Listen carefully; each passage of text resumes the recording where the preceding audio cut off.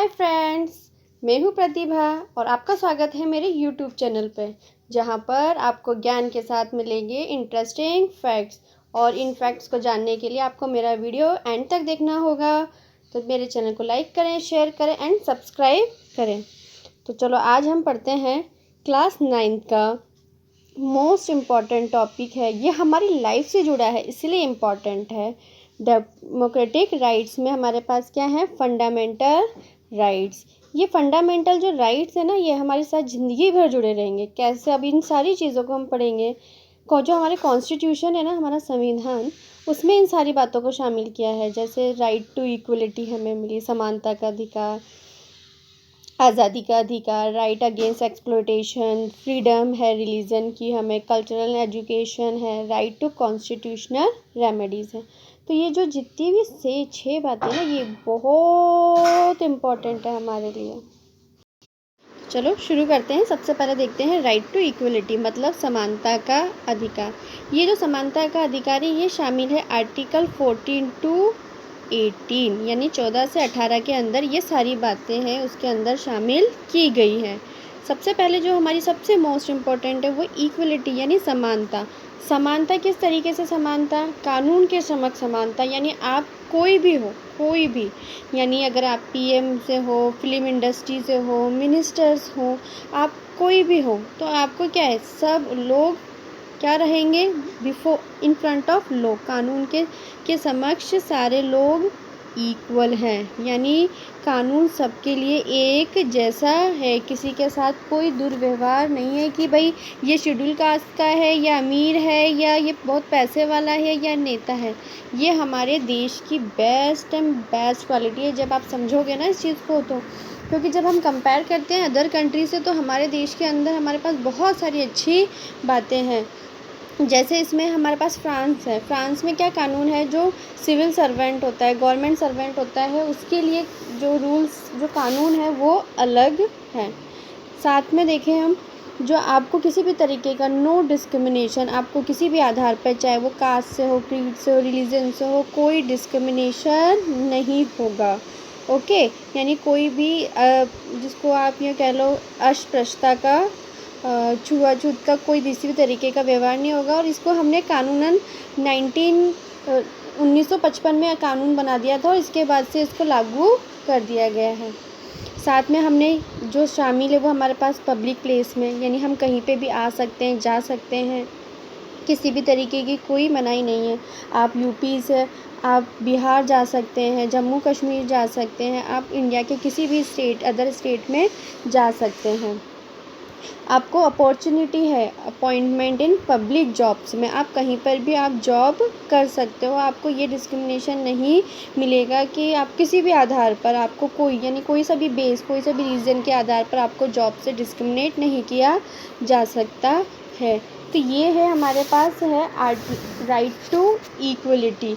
Right to equality में और भी हैं कुछ इम्पॉर्टेंट, जैसे हमने जो टाइटल्स मिलते थे पहले, जैसे राय बहादुर हुए, या ये जो टाइटल्स थे, ये टाइटल्स हटा दिया। उसके बाद हमने गवर्नमेंट जो टाइटल्स होते हैं ना, ये आपके लिए क्या है इंटरेस्टिंग फैक्ट्स, जो गवर्नमेंट जॉब जो टाइटल्स होते हैं, जैसे भारत रत्न होता है ना, तो ये क्या इंडिया की तरफ से दिया जाने वाला सर्वोच्च पुरस्कार है।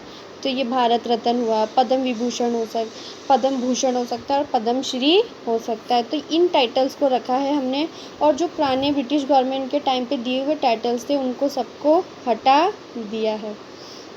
नेक्स्ट है हमारे पास राइट टू फ्रीडम, आज़ादी। मैं क्या हूँ? आज़ाद हूँ। अब आज़ाद है तो किन किन बातों पे, किन किन आधार पर आज़ादी को हमने इसमें शामिल किया है? जैसे freedom of speech and expression, हमने बोलने के आधार पर, आपको बोलने की आज़ादी है, अपनी बात को कहने की आज़ादी है, तो इसको शामिल किया है। और ये जो है वो कॉन्स्टिट्यूशन में आर्टिकल 19 से 22 के अंदर शामिल है। यानी राइट टू फ्रीडम की जितनी भी बातें हैं वो 19 to 22 के अंदर शामिल है। ठीक है। तो आपको बोलने का अधिकार है, आप फ्रीली थ्रू आउट अपने भारत में कहीं पर भी घूम सकते हो, आपको किसी भी तरीके की कोई वीज़ा नहीं लगता है। अगर मैं किसी दूसरे देश में जाती हूँ ना तो मुझे पासपोर्ट और वीज़ा इन सब की ज़रूरत होगी, लेकिन भारत में मुझे इस तरीके की कोई रूल्स को फॉलो नहीं करना होता है। आप किसी भी प्रैक्टिस ऑफ प्रोफेशन, आप कोई सा भी जॉब अपना सकते हो, यानी अगर आप क्वालिफाइड जिस भी जॉब के लिए आपकी कंप्लीट एजुकेशन है, आप उस जॉब को कर सकते हो। No one can discriminate you according to that, कि जैसे पुराने समय पे नहीं होता था, वर्ण होते थे, जो वर्ण होते थे उसमें क्या होता था, भाई ब्राह्मण है उसका बेटा ब्राह्मण बनेगा, वो क्या करेगा, पूजा पाठ करेगा। उसी तरीके से जो क्षत्रिय होते थे वो क्या करेंगे, वो लड़ाई करेंगे, उनका काम क्या था, लड़ने का काम था। तो इस तरीके का जो पुरानी सोसाइटी में डिवीज़न था वो नहीं है, यानी आप कोई सा भी प्रोफेशन अपना सकते हो। और आज सबसे अच्छी बात देखो, रिसाइड एनीवेयर इन कंट्री, आप भारत में कहीं पे भी रह सकते हो एक्सेप्ट जम्मू एंड कश्मीर, और वो भी अभी हमने काफ़ी उसमें चेंजेस कर दिए हैं। लेटेस्ट अपडेट में हमने आर्टिकल 370 को हटाया है। तो यानी आप भारत में कहीं पर भी जाके, इंडिया के किसी भी पार्ट में जाके आप बस सकते हो, अपने लिए घर बना सकते हो, आप एसोसिएशन बना सकते हो, यूनियन बना सकते हो। यानी आप अपनी बात को कहने के तरीके हैं कि आप शांतिपूर्ण तरीके से अपना एक लीडर चुन लो और वो आपकी बात को कह सके। तो आपने क्या किया, एक एसोसिएशन या यूनियन बना लिया, और आप पीसफुल मैनर में आप अपनी बात को कह सकते हो। पीसफुल मैनर में जैसे आप क्या करोगे, आप कोई प्रोटेस्ट कर रहे हो, लेकिन उस प्रोटेस्ट को शांतिपूर्ण तरीके से करना है, किसी हथियार के साथ नहीं करना है। तो इस बात को हमें ध्यान रखना है, यही है हमारे लिए कि हम जो भी बात कहेंगे उसको पीसफुल मैनर में कहेंगे। और जो बात शांति तरीके से कही जाती है उसका जो असर होता है ना, सच मानोगे बहुत लंबे समय तक रहता है। जो असर होता है शांतिपूर्ण तरीके से अपनी बात को करने से, उसका जो इम्पैक्ट आता है, असर आता है, चाहे वो सोसाइटी में हो, चाहे आपके पर्सनल घर में भी होगा, आप अप्लाई करके देख लेना। ज़ोर से कही गई बातें इतना असर नहीं करती जितनी शांति से करती है। तो हमें जब भी अपनी कोई भी बात कहनी हो सोसाइटी में, उसको शांतिपूर्ण तरीके से ही कहें। मोस्ट इम्पॉर्टेंट जो आता है ना हमारे पास, वो है आर्टिकल 21। आर्टिकल 21 जो है ना, वो हमें जीने का अधिकार देता है, जीवन जीने का अधिकार। यानी मुझे कोई आके जान से मार दे, ये उसका अधिकार नहीं हो सकता। मेरा अधिकार है, मुझे जीना है, मुझे जीने के लिए साफ़ पानी भी हो सकता है, खाना भी हो सकता है, और ये जो बेसिक नीड्स होती हैं ये सब क्या है, ये मेरे जीवन जीने का अधिकार है। तो नो वन कैन, भाई जिसको हमने ऐसा किसी को कोई अधिकार नहीं दे दिया कि वो मेरे जीवन को नुकसान पहुंचाए। ओके। और साथ में जो इम्पोर्टेंट फैक्ट्स, इसके साथ जो इम्पोर्टेंट फैक्ट्स वो ये है कि जो हमें आर्टिकल 22 है ना, वो हमें बहुत सारी चीज़ों में सेव करता है। जैसे अगर किसी भी व्यक्ति को गिरफ्तार किया जाता है, उस व्यक्ति को जेल में ले जाया जाता है, तो उसको उन कारण को, उस रीज़न्स को पता होना चाहिए कि भाई उसको किस कारण से गिरफ्तार किया गया है और उसे जेल में ले जाया जा रहा है। और साथ में उसको अपने पसंद के वकील से बात परामर्श करने का क्या अधिकार है कि भाई वो अपने वकील से पूछ सकता है। और 24 आवर्स के अंदर अंदर उसको जो पास का मजिस्ट्रेट होगा उसके सामने उसको पेश किया जाएगा। तो ये भी आपके जीवन जीने के अधिकार में ही शामिल है कि आपको कोई किसी भी तरीके से नुकसान ना पहुंचा सके। अब है हमारे पास राइट अगेंस्ट एक्सप्लॉयटेशन, यानी शोषण के विरुद्ध अधिकार। और जो इसकी व्याख्या है वो आर्टिकल में 23 एंड 24 इसमें दी गई है। इसमें बताया गया है जैसे ह्यूमन ट्रैफिकिंग, यानी जो जिंदा लोग होते हैं ना, उनको क्या करेंगे, किडनैप करके ख़रीदा और बेचा जाता है। तो ये जो तरीका है इसको हमने क्या किया, टोटली बैन कर दिया। ह्यूमन ट्रैफिकिंग पर कानून बहुत सख्त कर दिए गए हैं। साथ में जो चाइल्ड लेबर होती है, भाई जिसको किडनैप किया, अगर बच्चे को किडनैप किया तो उसको अच्छे काम के लिए तो नहीं कर रहे होंगे, फीमेल को भी अच्छे काम के लिए कहाँ कर रहे होंगे। और ऐसा इसमें नहीं है कि हमेशा फीमेल्स ही हों, इसके लिए कोई एज लिमिट नहीं है, कोई एज ग्रुप नहीं है, किसी को भी किसी भी काम के लिए किडनैप किया जा सकता है। उसी तरीके से जो 14 साल के बच्चे जो होते हैं, 14 साल के से कम उम्र के बच्चों को आप जोखिम भरे कामों में, जैसे फैक्ट्रियाँ होती है, कारखाने होते हैं, उसमें काम में नहीं ले सकते। इसके लिए भी हमने एक्ट पास कर दिया है जो कि 10 अक्टूबर 10 अक्टूबर 2006 से ये बिल्कुल एकदम कम्प्लीटली बैन कर दिया गया है कि आप किसी भी तरीके से किसी भी बच्चे को कहीं पे भी काम के लिए नहीं लगाओगे। और बॉन्डेड जो लेबर होती है, यानी उसमें क्या है कि आप किसी भी व्यक्ति को काम करवा रहे हो लेकिन उसको क्या नहीं दे रहे हो, उसके काम के बदले पैसा नहीं दे रहे हो, मनी नहीं दे रहे हो, तो क्या होगा, वो बॉन्डेड लेबर में शामिल हो जाएगा। ये भी एक अपराध है और ये काम पहले बहुत हुआ करते थे। ब्रिटिश गवर्नमेंट के समय पर ये सारी चीज़ें ज़्यादा हुआ करती थी।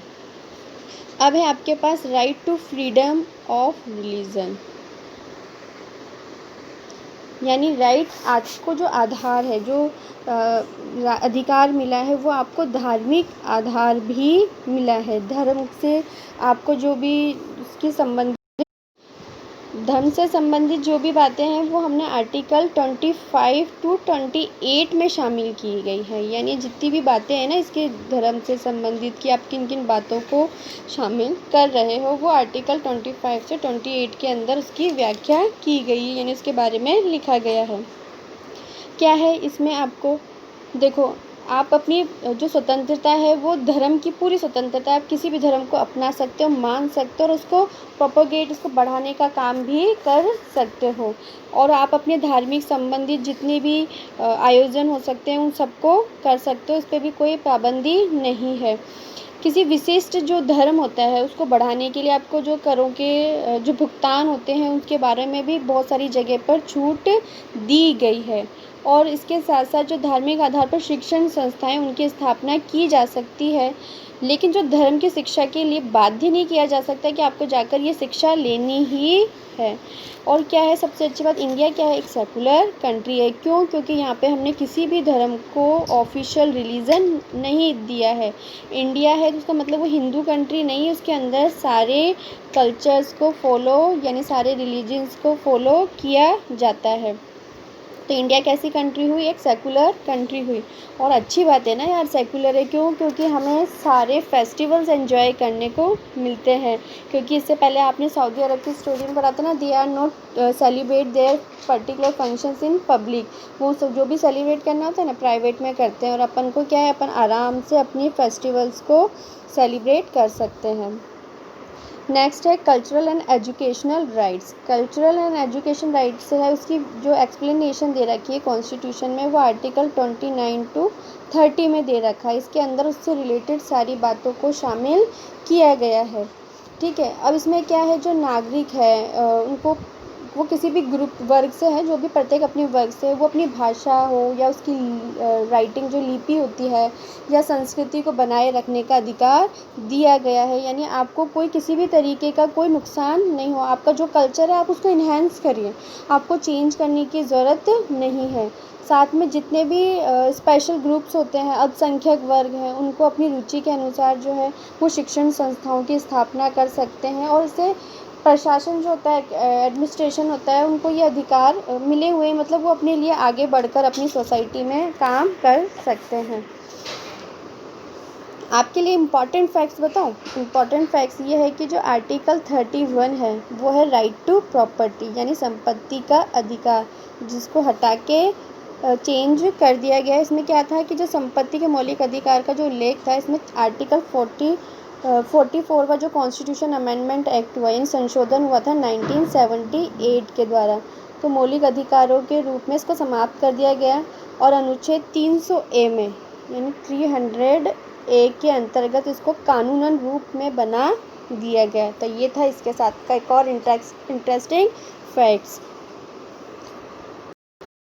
अब जो हमारे पास है वो राइट टू कॉन्स्टिट्यूशनल रेमेडीज़ है। कॉन्स्टिट्यूशनल रेमेडीज़ क्या होती है? उपचार। आप डॉक्टर के पास जाते हो ना, जब बीमार हो जाते हो, तो वो क्या करता है, आपके लिए बीमारी का इलाज देता है, यानी आपके लिए दवाइयाँ लिख के देता है, तो यानी आपकी बीमारी का वो इलाज करता है।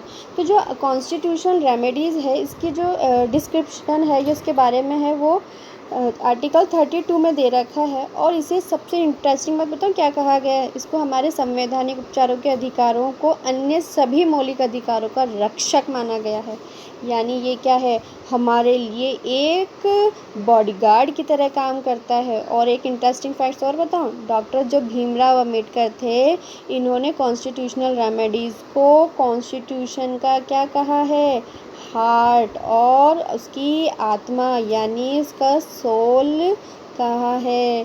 क्यों? क्योंकि अब देखो क्यों कहा है, अगर आपके जितने बाकी के जो आपके राइट्स हैं ना, अगर वो इफ़ेक्टिव नहीं है, वो असर नहीं कर रहे हैं, तो क्या होगा, ये वहाँ पर आपको इन्फोर्स करेगा, वहाँ पर आपको ये सीधे तरीके से आपके लिए काम करेगा। इसीलिए ये उन सबको काम करने के लिए या उन सब के लिए आपके लिए बनाया गया इस तरीके का उपचार है। बीमारी का उपचार हो जाता है ना, उसी तरीके से ये आपके बाकी जो अधिकार है, अगर उनको नुकसान पहुंचता है या वहाँ पे सही तरीके से काम नहीं होता है, तो ये आपका कॉन्स्टिट्यूशन रेमेडीज़ आपकी वहाँ पर हेल्प करेगा। तो आई होप आपको ये सारी चीज़ें समझ में आ गई होंगी। और सबसे अच्छी बात, हम इंडिया में रहते हैं, तो हम इंडिया के साथ हमारे साथ बहुत सारी इंटरेस्टिंग बातें जुड़ी हुई हैं। तो इसी बात पर हम एक बार भारत माता की जय और जय हिंद आप मेरे कमेंट सेक्शन में भी लिख के बता सकते हैं। तो मैंने आपको बहुत सारे इंटरेस्टिंग फैक्ट्स भी बताए हैं। इसी बात पे मेरे चैनल को लाइक करें, शेयर करें, सब्सक्राइब करें, बेल आइकन को प्रेस करना बिल्कुल भी ना भूलें। Thank you, bye.